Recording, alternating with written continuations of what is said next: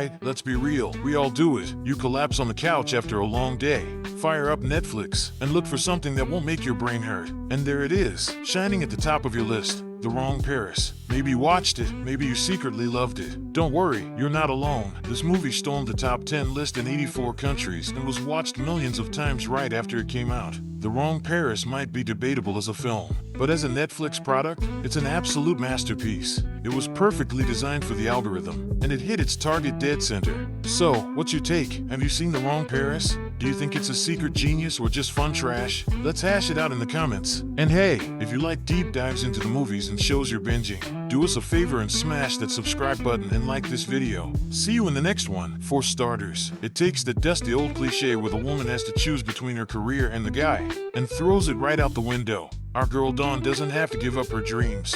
She gets the guy and the money to fund her dream. You go, Dawn! And here's the part that will really bake your noodle. Most of the scenes set in Texas, they were actually filmed in Canada. So, it's a movie about finding something real in a fake setting that was itself filmed in a fake location. How meta is that? And The Wrong Paris is a product engineered for exactly that. Think of it like a guided missile locked onto your watch next list. You've got a famous star, a super popular genre, a crazy high concept idea, and it's making fun of reality TV. It's the perfect storm to make the algorithm scream, "Click me." This movie wasn't made to be a work of art. It was made to be the perfect comfort watch. It's your favorite pair of fuzzy slippers for your brain after a long day. You know it's going to have a happy ending, and it's safe. Everything the critics call a flaw is actually the secret ingredient. So, what's with the huge disconnect? The answer is hiding in plain sight, right on your remote control. Netflix. That whole mix-up is the big joke, but maybe the real joke is the movie itself. Critics said the chemistry was non-existent. Miranda Cosgrove's acting was wooden, and the story was so predictable you could write the ending on a napkin in the first 5 minutes. In short, from an artistic point of view, it's a bit of a dud. But now, let's flip over to the other, much more crowded, side of the coin. But wait, here comes the funny part. What if I told you that the same movie was called Flimsy, formulaic, and my personal favorite, emotionally uninvolving by all the fancy critics? Basically, they trashed it. So, how is that even possible? How can a movie that millions of people are binging be considered bad at the same time? In this video, we're lifting the hood on the weird and wonderful phenomenon of The Wrong Paris.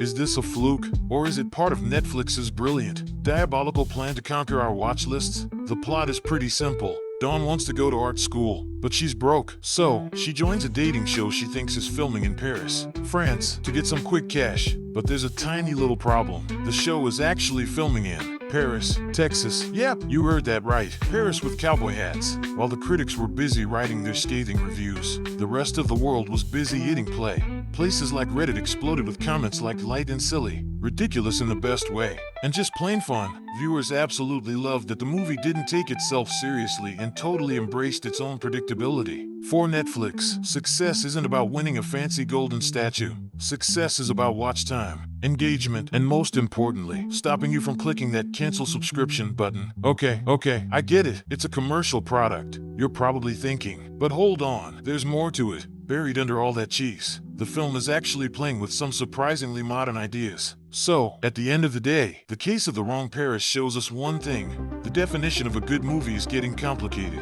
On one side, you have critics searching for cinematic genius. On the other, you have millions of people who just want to chill out, have a laugh, and enjoy a story they know will make them feel good.